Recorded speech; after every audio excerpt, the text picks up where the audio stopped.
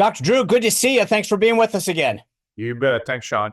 All right, so look, I think a lot of people on the Maha team, the people who want to make America healthy again, are very supportive of Bobby Kennedy's nomination to lead HHS. But you've got a lot of companies, the pharmaceutical companies, et cetera, pouring millions into the opposition to Bobby, saying that he's anti-vaccine.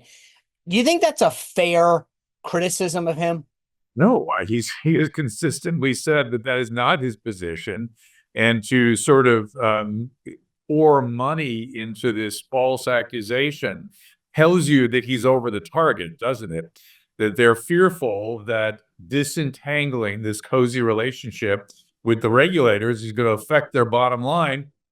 Okay, maybe it will. I'm a fan of pharmaceutical companies. I want them to exist. I use medication that their research dollars has been spent creating for us. But the reality is that there are distortions, and the distortions are on the side of government. And Bobby Kennedy is somebody that knows how to look at large, complicated organizations and disentangle them and take out the adulterating, corrupting influences. And when I first interviewed him 3 years ago, I started realizing he was absolutely correct. And particularly guys like Scott Gottlieb, who was not a bad director of the FDA, but the fact is he has twice gone from regulator to the pharmaceutical companies in a leadership position, and that needs to be disclosed. Sean, when I cannot so much as accept a pen from a pharmaceutical agent without disclosing it, without there being sort of a bunch of serious potential allegations. I can't allow that into my office. I can't accept a pen for them. How is it okay for the very directors of the FDA to move over to the pharmaceutical agents and not disclose that to the public when they get on TV and are critical of somebody who's going to be the leader of the HHS? Well, that kind of is an interesting angle, because it's funny how so many of these people who have come out against Bobby Kennedy at CDC have worked at places like the CDC, the NIH, all of the alphabet soups of healthcare. And it's almost never mentioned that they have a conflict of interest, where they're working now, what the angle was in the past. I mean, I think this is a problem that the media is complicit with, because Oh, they yeah. don't want them to realize that this person's not just altruistically giving us analysis of Bobby Kennedy. They have a financial stake in the outcome of who's the HHS secretary. Right. And look, what happened to media? What happened to them? It's like this is a disgusting. It's a shock that they don't open the description of the person they're interviewing and look at it and go, "Excuse me, Dr. Gottlieb, can you tell us about your relationship with Pfizer?" Just that. No, nothing. They should be ashamed of themselves. They're and this standing on a high horse and, oh, we're journalists. This is such an important job we do. Do your damn job then, and show us that you can do it, and reestablish your authority that you claim without any reason, but you claim it because you're properly trained, and then you don't do your job. Do your job. But We'll give you a chance. So let's see what happens. I mean, it's one thing you watch these TV ads, and you and I have talked about this before. But when you look at a lot of the organizations, whether it's Axios in Washington, D.C. or Politico, and you read who's sponsoring the Political Playbook newsletter or their events, it's Pfizer, Pharma. Like, they have a financial interest in making sure that these guys don't get taken down, don't they? Oh, for sure, of course. And this is all. Unfortunately, it's gone this way. It's nobody's fault. It needs to be undone.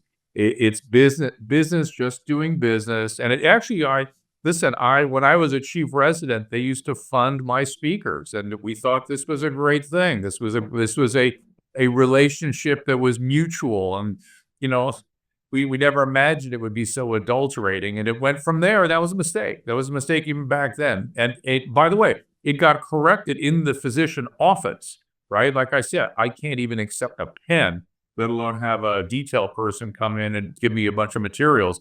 Can't do any of that. It's appropriate. It appears, though I always doubted this was the case, that we as individual practitioners, our behavior can be affected by somebody being nice to us, which is frankly a shock to me. But if they didn't have the data to support that, they wouldn't be doing what they did. Now they're doing it on a larger scale, on a different front. And by the Yeah, way, I as you think mentioned television ads, you look at those ads, you go, how many people with those kinds of obscure autoimmune diseases really are they going to sell this product to? Are they that expensive? No. It turns out more what they want is control of those networks because they become the primary money supply, the primary um, client, advertiser client of these outlets, and they daren't say anything negative about their clients. the revolving door is definitely something that's got to get addressed, and the TV advertising. But I have just a short amount of time. I want to get your take on one thing that's of interest to me personally. These artificial sweeteners, dyes, and chemicals that we've been told, especially on low calorie things, that you think you're being healthy because I'm drinking a diet Coke or whatever, right? It's low fat. How harmful are those in where our country is health wise right now? I think there's sort of two things to keep in mind. I like to keep this simple because I'm not an alarmist about this. I mean, aspartame, I drink Diet Coke, whatever. But the reality is that we need to understand why there are countries around the world that outlaw things, additives to their foods that we do nothing about, that we allow it in our food stores. And why is that? And what's going on there? What might be a part of that?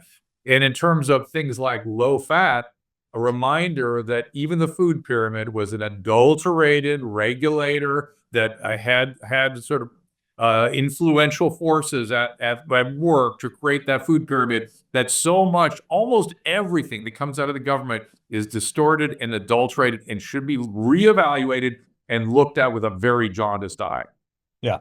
All right. Well, I know you're the chief patient officer there at the wellness company. You guys are doing great stuff, taking, I think, healthcare and putting it back in putting patients back in the driver's seat away from the That is the government. I plan. love it. And I think I'm a huge fan of these medical kits that you guys have, the supplements, the versatile health kits, I mean, it's just so cool how you guys are addressing healthcare. And just for folks who are interested in seeing what Dr. Drew and everyone over there at the wellness company is doing, you can go to twc.health/the first and use the promo code the first over at the wellness company. It's amazing stuff. Dr. Drew, as always, thanks for being with us. Thanks, Sean. Appreciate it. Well, if you enjoyed this content, make sure to like this video, subscribe, and click the notification bell to get more.